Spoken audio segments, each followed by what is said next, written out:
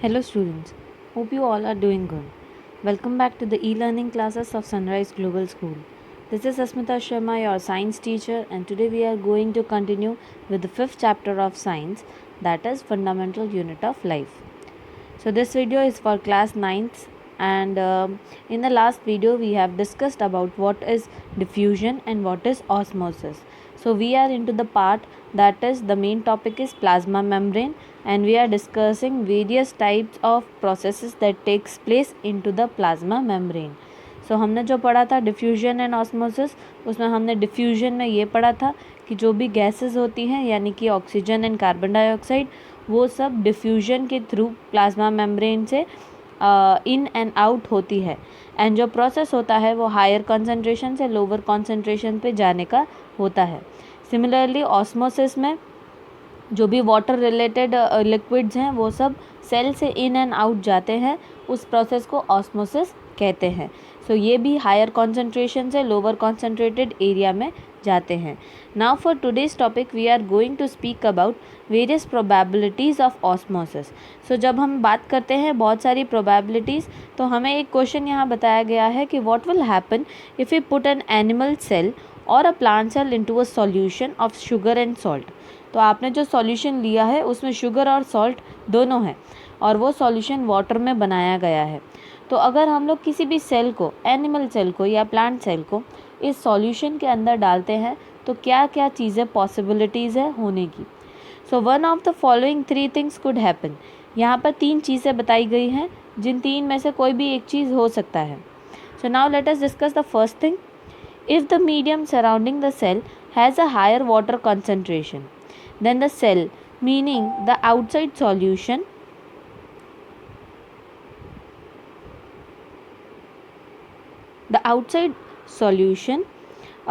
is very dilute. The cell will gain water by osmosis. Such a solution is known as hypotonic solution. So see, first point में हमें ये बता रहा है कि अगर जो मीडियम आपने लिया है, यानी कि जिस सॉल्यूशन में आपने सेल को डाला है, अगर उस मीडियम के बाहर, यानी सेल जो है उसके बाहर की बात हो रही है, तो अगर सेल के बाहर कॉन्सेंट्रेशन, वाटर का कॉन्सेंट्रेशन बहुत ज़्यादा है, यानी the outside solution is very dilute, so the बाहर से सॉल्यूशन जो है वो सेल के अंदर मूवमेंट करेगा, यानी सेल के अंदर जाएगा. बिकॉज हमें पता है कि हम हायर कॉन्सेंट्रेशन से लोअर कॉन्सेंट्रेशन की तरफ जाते हैं. यहाँ सीधे से बताया गया है कि जो बाहर का मीडियम है, यानी कि सेल जिसमें पड़ा है, उसका कॉन्सेंट्रेशन बहुत हाई है, यानी कि वो कॉन्सेंट्रेशन बहुत डाइल्यूट है. तो सेल जो है वो वाटर गेन करेगा, यानी कि उसके अंदर पानी जाएगा. सो ये ऑस्मोसिस का ही प्रोसेस होगा, क्योंकि ऑस्मोसिस में ही वाटर जो है वो इन एंड आउट होता है सेल से. सो ऐसे सॉल्यूशंस जहाँ पर सेल के अंदर या बाहर की तरफ पानी जाए, उसको हम लोग हाइपोटोनिक सॉल्यूशन कहते हैं. Water molecules are free to pass across the cell membrane in both direction, but more water will come into the cell than it will leave.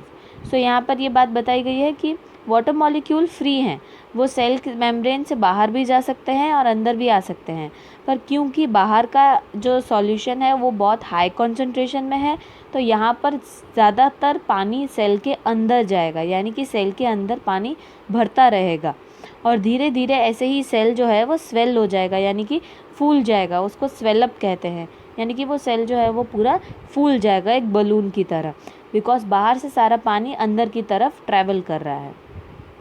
सो ये थी बात पहले मीडियम की. अब हम बात करेंगे सेकेंड मीडियम की.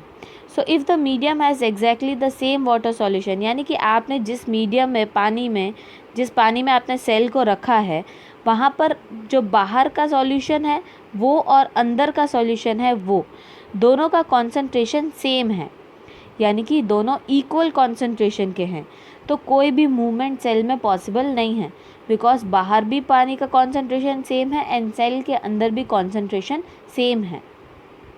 सो ऐसे सॉल्यूशंस जहाँ पर जो सेल मेम्ब्रेन है उसमें कॉन्सेंट्रेशन सेम रहता है, ऐसे सॉल्यूशंस को हम लोग आइसोटोनिक सॉल्यूशंस के नाम से जानते हैं. Water crosses the cell membrane in both direction, but the amount going in is the same as the amount going out. यानी कि सेल के अंदर और सेल के बाहर पानी आ जा रहा है, पर जो अमाउंट बाहर जा रहा है और जो अमाउंट अंदर आ रहा है वो बिल्कुल इक्वल है, यानी कि बिल्कुल सेम है। So there is no overall movement of water, यानी कि कोई मूवमेंट पानी की नहीं हो रही है, और सेल जो है वो अपनी सेम साइज़, जो उसकी साइज़ ऑलरेडी है उस अपनी सेम साइज़ में ही रहेगा। So these were the two solutions. जो ऊपर वाला था वो हाइपोटोनिक सॉल्यूशन था, एंड नीचे वाला जो था वो आइसोटोनिक सॉल्यूशन था। Now moving ahead with the third point. जो थर्ड पॉइंट है उसमें ये कहा गया है कि if the medium has a lower concentration of water then the cell, यानी कि जो मीडियम है, जो बाहर का सरफेस है, यानी कि ये जो बीकर है जिसमें आपने सेल को रखा है, बाहर सॉल्यूशन यानी कि इस पूरे बीकर में लो कॉन्सेंट्रेशन है और आपके सेल में हाई कॉन्सेंट्रेशन है। तो आपको पता है कि पानी जो है वो हाई कॉन्सेंट्रेशन से लो कॉन्सेंट्रेशन की तरफ जाता है, यानी कि सेल जो है उसमें से पानी निकलकर बाहर आएगा, बाहर आएगा यानी बाहर के मीडियम में आएगा। The cell will lose water by osmosis. Such a solution is known as hypertonic solution. ऐसे वाले सॉल्यूशंस को हम लोग हाइपरटोनिक सॉल्यूशंस कहते हैं। Again water crosses the cell membrane in both direction. Water जो है वो दोनों डायरेक्शन में सेल से बाहर और अंदर जा रहा है, बट दिस टाइम जो वाटर है, जो सेल के अंदर पानी है, वो ज़्यादातर बाहर आ रहा है, और अंदर से पानी जो मीडियम से सेल के अंदर जाने वाला पानी है वो बहुत कम जा रहा है। इसका मतलब कि सेल अपना सारा पानी बाहर मीडियम में फेंक दे रहा है। ऐसे प्रोसेस के टाइम पे जो शेल है वो श्रिंक हो जाएगा, यानी कि जो उसका ओरिजिनल साइज़ है उससे वो थोड़ा सा छोटा हो जाएगा, उसकी साइज़ जो है वो थोड़ी सी छोटी हो जाएगी। Thus, osmosis is a special case of diffusion through a selectively permeable membrane। तो यहाँ पर अगर आप एक बार को ध्यान दें तो 3 टाइप के सॉल्यूशंस जो हैं वो यहाँ पर बने थे। जो पहला सॉल्यूशन था वो हाइपोटोनिक सॉल्यूशन था, दूसरा वाला सॉल्यूशन को आइसोटोनिक सॉल्यूशन कहते हैं, और लास्ट वाले सॉल्यूशन को हाइपरटोनिक सॉल्यूशन कहते हैं। हाइपोटोनिक यानी कि जो पहला वाला सॉल्यूशन था, अगर हम इसकी बात करें तो इसमें सेल स्वेलअप हो जाता है, क्योंकि सेल के अंदर पानी भरने लगता है जो मीडियम बाहर है उसके थ्रू। जो नेक्स्ट सॉल्यूशन है जिसको हम लोग ने आइसोटोनिक सॉल्यूशन बोला, उसमें सेल जो है उस अपनी सेम साइज़ की तरह रहता है, जो उसकी ओरिजिनल साइज़ है वो उसी साइज़ में रहता है, बिकॉज ना तो बाहर पानी जा रहा है ना अंदर आ जा रहा है, क्योंकि दोनों तरफ कॉन्सेंट्रेशन सेम है, तो इसीलिए साइज़ चेंज होगी नहीं। एंड जो लास्ट वाला सॉल्यूशन हमने पढ़ा जिसे हमने हाइपरटोनिक सॉल्यूशन कहा है, ऐसे सॉल्यूशंस में सेल जो है उसके अंदर कॉन्सेंट्रेशन ज़्यादा है, मतलब सेल के अंदर जो पानी है उसका कॉन्सेंट्रेशन ज़्यादा है बाहर के मीडियम से, तो सेल अपने अंदर का सारा पानी बाहर फेंकने लग जाएगा। ऐसे सॉल्यूशंस की वजह से सेल जो है वो धीरे धीरे श्रिंक होने लग जाता है, यानी छोटा होने लग जाता है। So I hope these 3 solutions are very much clear to you. So now we will move on to our next topic, that is cell wall. So after plasma membrane we are see students, we are speaking about different organelles that are present into a cell. So plasma membrane जो था वो पहला था, और अब we are speaking about cell wall. Now what is a cell wall we are going to learn about in this topic. So come let us see. Plant cells in addition to the plasma membrane have another rigid outer covering named और called cell wall. सो यानी कि जो आपका plant cell है, आप सिर्फ plant cell की बात कर रहे हैं यहाँ पर, आप एनिमल सेल की बात नहीं कर रहे हैं। सो प्लांट सेल की जब हम बात करते हैं तो जो बाहर का प्लाज्मा मेम्ब्रेन है उसके अलावा भी प्लांट सेल में एक अनदर रिजिड आउटलाइन होती है, यानी कि एक अनदर कवरिंग होती है। The cell wall lies outside the plasma membrane. जो सेल वॉल है वो प्लाज्मा मेम्ब्रेन के बाहर की तरफ होती है। The plant cell wall is mainly composed of cellulose. तो आपकी सेल वॉल जो है वो जनरली सेल्यूलोज से बनी हुई होती है। ये सेल्यूलोज क्या होता है? तो cellulose is a complex substance that provide structural and strength to the plants. Cellulose वो एक सब्सटेंस है जो स्ट्रक्चर और स्ट्रेंथ देता है सारे प्लांट्स को। सो जब हम सेल वॉल की बात करें तो सेल वॉल सिर्फ प्लांट सेल्स में होती है जो प्लाज्मा मेम्ब्रेन के बाहर की तरफ होती है, यानी कि जो आउटर कवरिंग होती है उसे हम सेल वॉल कहते हैं। और ये सेल वॉल बनी किससे है? ये सेल्यूलोज से बनी है। सेल्यूलोज वो एक ऐसा कॉम्प्लेक्स सब्सटेंस है जो प्लांट को स्ट्रक्चर देता है और उसको स्ट्रेंथ देता है।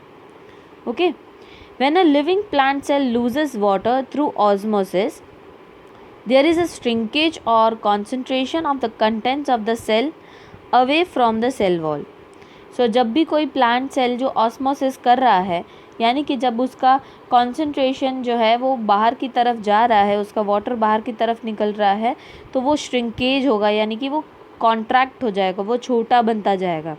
एंड इस तरीके से जो सेल वॉल है उसके अंदर सेल के सारे ऑर्गेनल्स अंदर की तरफ कॉन्ट्रैक्ट हो जाते हैं। This phenomenon is known as plasmolysis. इस फिनोमिनन को हम लोग प्लाज्मोलिसिस के नाम से जानते हैं।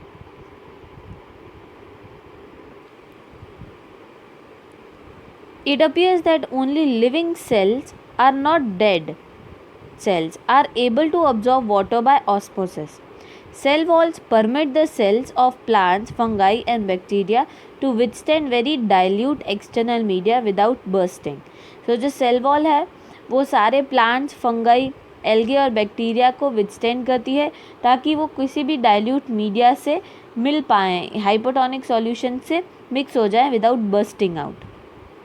In such media the cells tends to take up water by osmosis and इस मीडिया के थ्रू ऑस्मोसिस के टाइम पर सेल जो है वो पानी लेता है। The cell swells building up pressure against the cell wall. The wall exerts an equal pressure against the swollen cell. Because of their walls, such a cell can withstand much greater changes in the surrounding medium than animal cell. So यहाँ पर cell wall, so in this type of cells, that means in this type of mediums, the cell wall helps a lot to the cell to change itself, to permit the change. So जो भी plant cells हैं उनके अंदर जो cell wall होती है उसकी वजह से उनके अंदर greater changes आ जाते हैं जब सेल का साइज़ जो है वो इंक्रीज़ हो चुका है। बिकॉज जो सेल वॉल है वो भी प्रेशर एक्सर्ट कर रही है एंड जो सेल के अंदर के ऑर्गेनल्स हैं वो भी प्रेशर एक्सर्ट कर रहे हैं और सेल जो है वो फूल चुका है। सो अगर सेल वॉल नहीं होती, सो सपोज़ करो कि अगर सेल वॉल नहीं प्रेजेंट होती तो प्लांट सेल जो है वो बर्स्ट आउट हो जाता and this burst out will result the cell to die out. So इसीलिए जो भी एनिमल सेल्स हैं, वो जो एनिमल सेल्स हैं उनमें सेल वॉल प्रेजेंट नहीं होती है एंड दैट इज़ वाई वो ये सारा बेनिफिट जो है वो नहीं ले सकते हैं। Understood? So this was all about the cell wall and the cell functional of a plant cell and the animal cells. Now in the next class we are going to discuss about nucleus. Till then, take care, stay safe, stay home.